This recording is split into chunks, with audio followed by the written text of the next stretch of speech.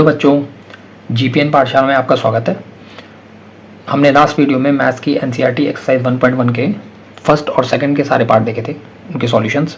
और उससे पहले एक वीडियो में मैं इसके बारे में सारा बेसिक कॉन्सेप्ट समझा चुका हूँ, तो प्लेलिस्ट होगी यहाँ पे, तो आप चेकआउट जरूर करिएगा। एनीवेज, तो आज हम करेंगे NCERT exercise 1.1 class 10th maths, question number 3 to 7। ठीक है, तो क्वेश्चन नंबर 3 के 3 पार्ट्स हैं, तो बिना टाइम खराब किए हम लोग स्टार्ट करते हैं और समझते हैं इस एक्सरसाइज को। तो थर्ड का फर्स्ट पार्ट, जैसे कि आप देख सकते हैं कि find the LCM and HCF of the integers 12, 15 and 21 by applying the prime factorisation method. तो हमें प्राइम फैक्टराइजेशन मेथड यूज करके और 12, 15 और 21 का एचसीएफ और एलसीएम निकालना है। ठीक है, तो स्टार्ट करते हैं। तो आंसर 3.1। तो प्राइम फैक्टराइजेशन मेथड आप लोगों को याद होना चाहिए, ठीक है, पुरानी क्लासेस में हम पढ़ चुके हैं। तो हम इसके फैक्टर्स देखेंगे पहले।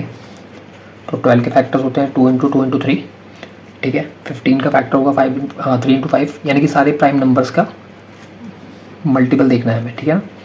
ये सारे प्राइम नंबर्स हैं, इस बात का ध्यान रखिएगा, इसलिए इसको प्राइम फैक्टराइजेशन मेथड बोलते हैं। एनीवेज, और अगला है 21, जिसका होगा 3 × 7। अब एचसीएफ के लिए हम क्या करते हैं, एचसीएफ के लिए हम जितने भी कॉमन है, ठीक है, उनको एक बार लिखते हैं। ठीक है, तो मैं यहाँ देख सकता हूँ कि 3 सब में कॉमन है। ये देखिए 3, 3, 3 सब में कॉमन है, राइट। तो 3 एचसीएफ हो जाएगा, क्योंकि और कुछ भी कॉमन नहीं है। एलसीएम के लिए हम क्या करते हैं, के लिए हम जो कॉमन है उसे एक बार लिखते हैं और जो चीज़ें कॉमन नहीं है उन सबको उतारेंगे एक बार, ठीक है ना। तो जैसे कि ऊपर 2 × 2 आ गया, सेकेंड वाले में 5 है और थर्ड वाले में 7 है। जब इनको आप मल्टीप्लाई करेंगे तो ये आएगा 420। तो ये हमारे पास एचसीएफ और एलसीएम दोनों आ गए। इसी तरीके से हमें बाकी के दोनों पार्ट भी करने हैं। तो नेक्स्ट पार्ट देखते हैं फटाफट। यहाँ पे क्वेश्चन आ रहा होगा आपके, find the LCM and HCF of the integer 17, 23 and 29 by applying the prime factorisation method. देखिए ये तीनों ही प्राइम नंबर हैं, तो इनका एचसीएफ तो 1 ही आने वाला है, ये पहले पता है, बट स्टिल हम करके देख लेते हैं। तो यहाँ पे आंसर 3 का सेकेंड पार्ट, हमारे पास नंबर कौन कौन से हैं। हमारे पास पहला नंबर है 17 और ये होगा 1 × 17, ठीक है। फिर दूसरा नंबर हमारे पास है 23, ये होगा 1 × 23। तीसरा 29, ये होगा 1 × 29। इन सब में हम देख रहे हैं कि 1, 1, 1 कॉमन है तीनों में, राइट। तो इसका एचसीएफ हो जाएगा 1। एलसीएम निकालने के लिए मैंने आपको बताया था, जो कॉमन है उसे एक बार और जो कॉमन नहीं है उन सबको उतार लीजिए। तो ये आ जाएगा, इसको जब आप मल्टीप्लाई कर लेंगे सब कुछ तो ये आएगा 11339। तो ये आपका एचसीएफ है और एलसीएम है। ओके, अब हम देखते हैं क्वेश्चन नंबर 3 का लास्ट पार्ट, यानी कि थर्ड पार्ट। तो ये क्या कह रहा है, ये कह रहा है कि find the LCM and HCF of integers 8, 9 and 25 by applying the prime factorisation method. ठीक है, तो हमारे पास नंबर कौन कौन से हैं, 8, 9 और 25। तो फटाफट करते हैं इसको। आंसर 3 का 3, हमारे पास नंबर है 8, 9 और 25। तो ये हो जाएगा 2 × 2 × 2, ये हो जाएगा 3 × 3, ये हो जाएगा 5 × 5। देख रहे हैं इनमें कॉमन कुछ भी नहीं है, तो इन सब में 1 होता है, जिसका कुछ भी कॉमन नहीं होता उसका एचसीएफ होता है 1। तो इसका एचसीएफ है 1। और एलसीएम निकालने के लिए बिल्कुल वही मेथड इसको यूज़ करेंगे कि 1 के अलावा 1 को एक बार लिख लेंगे और इसके अलावा जितने भी हैं उन सबको उतारेंगे, यानी कि 2 × 2 पहले में से, दूसरे में से 3 × 3 और तीसरे में से 5 × 5। जब इसको आप सॉल्व करेंगे तो आंसर आएगा 1800।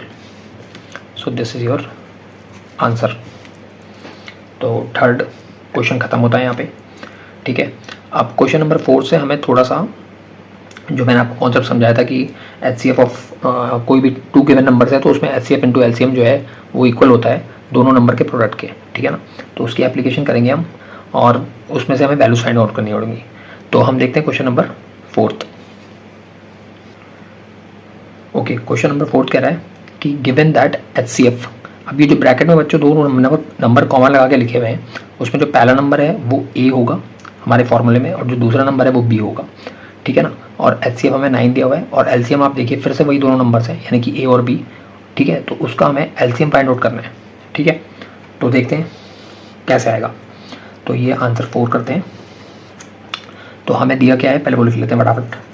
तो HCF 306 657, ठीक है, और ये है हमारा 9, ये गिवन है, और LCM 306 657 ये हमें फाइंड आउट करना है। तो हमारे पास दो नंबर्स पहले कौन से, A और B, तो हमारे पास 306 और 657 नंबर्स हैं। फॉर्मूला क्या है, फॉर्मूला है कि HCF ऑफ A, B दो नंबर, और वही सेम नंबर होने चाहिए LCM के भी। तो LCM A, B ये इक्वल होता है A इंटू B के। तो हमारे पास ये गिवन है, ये गिवन है और ये गिवन है, और हमें एक वेरिएबल हमारे पास जो हमें फाइंड आउट करना है, और वो बहुत ईजी है।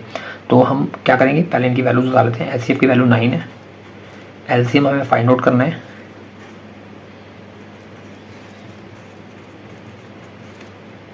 और नंबर हमारे पास 306 और 657 नंबर हमारे पास ये है, ठीक है ना। तो ये 9 जो है यहाँ मल्टीप्लाई हो रहा है, इधर आके डिवाइड हो जाएगा। तो हम इसको लिख सकते हैं आगे, LCM is equal to 306 into 657 upon 9, ठीक है। अब 9 3 6 9 यहाँ से कट जाएगा, 9 1 जा 9 3 जा 27 36 9 4 जा, तो 34 इंटू 657 कर लेंगे तो हमारा आंसर आ जाएगा, और वो आएगा 22338। आपको सिर्फ इसे मल्टीप्लाई करना है। मैं टाइम बचाने के लिए मल्टीप्लाई करके नहीं दिखा रहा हूँ, क्योंकि बहुत ज़्यादा छोटा कॉन्सेप्ट हो जाएगा, क्लास सेकंड थर्ड का मैं पढ़ाता ये सब, तो ये आप कर लीजिएगा खुद ही, ठीक है ना। चलिए अब देखेंगे question number 5। Okay, question number 5 कह रहा है, check whether 6 raised to the power of n can end with the digit 0 for any natural number n। इसका मतलब क्या है, इसका मतलब ये है कि अगर 6 की पावर n, आंसर नंबर 5, अगर 6 की पावर n करें, अब ये n में हम 2 भी ले सकते हैं, 3 भी ले सकते हैं, आपकी मर्जी है, कुछ भी ले सकते हैं।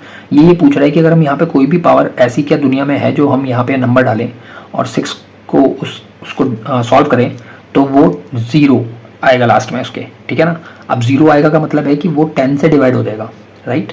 अगर किसी नंबर के लास्ट में 0 आ रहा है, कोई सा भी नंबर देख लीजिए आप, ये सारे 10 से डिवाइड हो जाएंगे, ठीक है ना। यही 10 से डिवाइड होने का रूल भी है।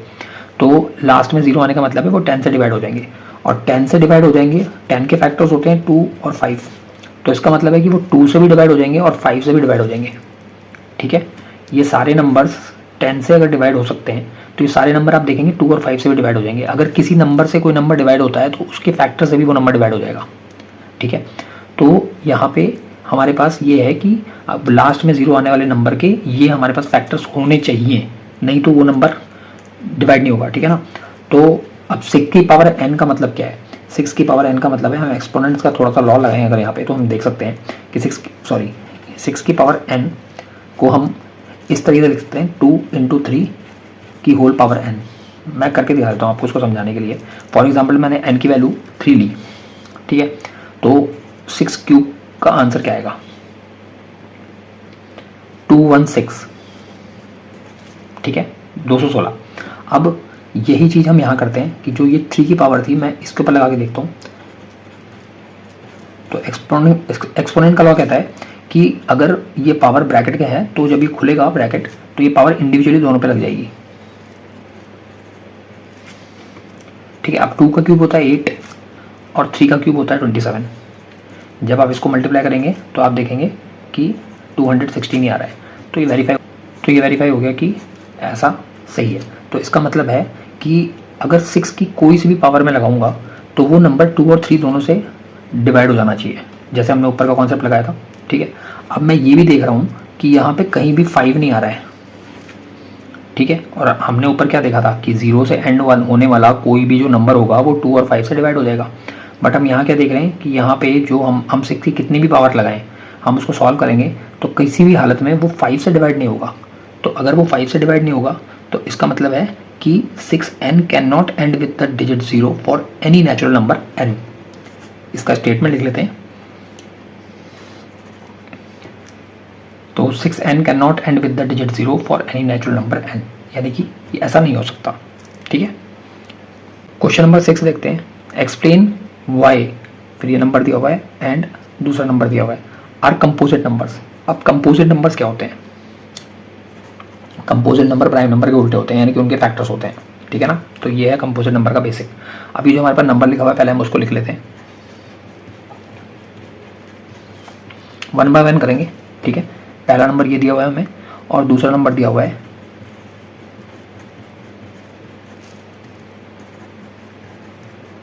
ये और प्लस 5। तो बच्चों हमें क्या करना है, यहाँ से पहले हमें इसे सॉल्व करना पड़ेगा। तो हम इन दोनों चीज़ों को देखिए, मैं ब्रैकेट लगा के इसे अलग कर देता हूँ। इन दोनों में 13 कॉमन निकल जाएगा, राइट। तो 13 कॉमन ले लेंगे हम बाहर, तो अंदर आ जाएगा 7 × 11, ठीक है, और 13 गया और इधर आ जाएगा 1, ठीक है। ये मैंने 13 कॉमन ले लिया, तो ऐसा होगा, ठीक है।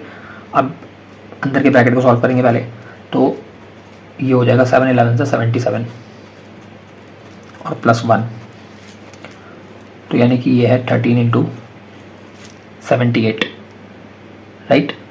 और 78 का अगर फैक्टर निकालोगे तो क्या होगा, वो होगा 13 × 2 × 3, यानी कि 13 × 6, है ना। 13 6 का 78 होता है। तो यानी कि मैं इसको और तोड़ के लिख सकता हूँ, ब्रेक करके, ठीक है। अब आप क्या देख रहे हैं कि प्राइम नंबर जो होता है वो होता है कि वो या तो खुद से डिविजिबल हो या 1 से, पर हम यहाँ देख रहे हैं कि यहाँ पे 2 और 3 और 6 ये भी इसके फैक्टर्स हैं, इस पूरे नंबर के, है ना। इस पूरे नंबर के ये भी फैक्टर्स हैं। तो इसका मतलब क्या है कि ये कंपोजिट नंबर है। सेम तरीके से यहाँ पे देखते हैं, ठीक है। ये सारे मल्टीप्लाई हो रहे हैं और यहाँ पे हम 5 कॉमन ले सकते हैं, तो अंदर आएगा 7 × 6 × 4 × 3 × 2 × 1, है ना, और यहाँ प्लस 1, राइट। अब इसके बाद इसे सॉल्व कर लेते हैं अंदर वाले को। तो ये जब अंदर वाले को मल्टीप्लाई करेंगे सब कुछ, तो ये आएगा 1008, ठीक। तो यानी कि 5 1008 और प्लस 1, ये पूरा सॉल्व करके, ये पूरा सॉल्व करके ये आया और प्लस 1, ठीक है। फिर इसे आगे कंटिन्यू करेंगे तो ये आ जाएगा 1009। अब 1009 के अगर हम फैक्टर्स निकालें तो वो फैक्टराइज नहीं हो सकता आगे। 1009 एक प्राइम नंबर है। तो हम यहाँ क्या देख रहे हैं कि 1009 के अलावा 5 भी एक फैक्टर है इस नंबर का, तो ये कहलाएगा एक कंपोजिट नंबर। तो ये था क्वेश्चन नंबर 6। अब इस एक्सरसाइज का लास्ट क्वेश्चन है, ठीक है, उसे देखेंगे। बहुत इजी है वो, ठीक है। मैं यहीं पर सॉल्व कर देता हूँ इसे, इतनी जगह में हो जाएगा। तो क्वेश्चन देख सकते हैं आप, क्या कह रहा है क्वेश्चन कि there is a circular path around a sports field. Sonia takes 18 minutes to drive 1 round of the field while Ravi takes 12 minutes for the same. Suppose they both start at the same point and at the same time and go in the same direction. After how many minutes will they meet again at the starting point? अब यहाँ पे दो बातें ये कह रहे हैं कि भैया दो बंदे हैं, एक है सोनिया और दूसरा है रवि, ठीक है। अब वो एक सर्कुलर पार्क है, ठीक है, आंसर 7। एक सर्कुलर पार्क है, ठीक है, पाथ है और स्पोर्ट्स फील्ड का, और ये दोनों जा रहे हैं, ठीक है। तो ये सोनिया जा रही है, ठीक है। अब सोनिया को एक पूरा राउंड मारने में 18 मिनट लगते हैं और इसी सेम डायरेक्शन में रवि भी जा रहा है और इसे पूरा एक राउंड मारने में 12 मिनट्स लगते हैं, ठीक है। ये डाटा दिया हुआ है। तो अगर वो एक ही टाइम पे स्टार्ट करें, मतलब कि यहाँ से दोनों ने स्टार्ट करा, तो आप देखिए सोनिया 18 मिनट में एक राउंड मार देगी बट रवि नहीं मार पाएगा, ठीक है। लेकिन ऐसे करते करते करते करते एक टाइम ऐसा आएगा कि जब ये दोनों एक दूसरे से मीट करेंगे वापस से, ठीक है ना। तो ये करने के लिए हमें इन दोनों का एलसीएम निकालना पड़ेगा बस, ठीक है। तो 18 के मैं फैक्टर्स देख लेता हूँ क्या क्या है। 2 × 3 × 3, 12 के फैक्टर्स 2 × 2 × 3। तो हमें अब एलसीएम निकालना है। तो पहले कॉमन देख लेते हैं। एक कॉमन है, 1 टाइम लिखेंगे, दूसरा कॉमन है, अगेन 1 टाइम लिखेंगे, और जो नहीं कॉमन है अब उन्हें लिख लेंगे, ठीक है, यानी कि 3 × 2। तो जब इसे सॉल्व करेंगे तो आएगा आंसर 36 मिनट्स। तो 36 मिनट्स में वो दोबारा मिलेंगे। एक बार इसको समझ के देख लेते हैं, अप्लाई करके देख लेते हैं कि अगर वो यहाँ से चला तो 36 मिनट में सोनिया 2 राउंड मार चुकी होगी, यानी कि 18 मिनट में एक राउंड, तो 2 राउंड मार चुकी होगी और वो वापस यहीं पहुँच चुकी होगी। रवि को देखते हैं, वो 36 मिनट्स के अंदर देखिए, एक राउंड 12 मिनट्स में, दूसरा राउंड और तीसरा राउंड वो भी यही होगा, ठीक है ना। तो सोनिया भी यही होगी और रवि भी यही होगा, यानी कि दोनों अगेन मीट करेंगे। तो आंसर वेरीफाई भी हो गया, ठीक है। तो बच्चों ये एक्सरसाइज 1.1 कंप्लीट हो गई है, ठीक है, रियल नंबर्स की। और जो नेक्स्ट एक्सरसाइज है वो अब अगले वीडियो में आएगी, ठीक है। उम्मीद है आपको समझ में आया होगा। कोई भी दिक्कत है, आपको कुछ भी पूछना है तो आप कमेंट्स में लिख सकते हैं, ठीक है। और या फिर मेरा ईमेल भी दिया हुआ है डिस्क्रिप्शन में, तो आप वहाँ पे मुझे मेल भी कर सकते हैं, ठीक है। तो सॉल्यूशन की अच्छे से प्रैक्टिस करिएगा। मिलते हैं नेक्स्ट वीडियो में। Take care, good bye.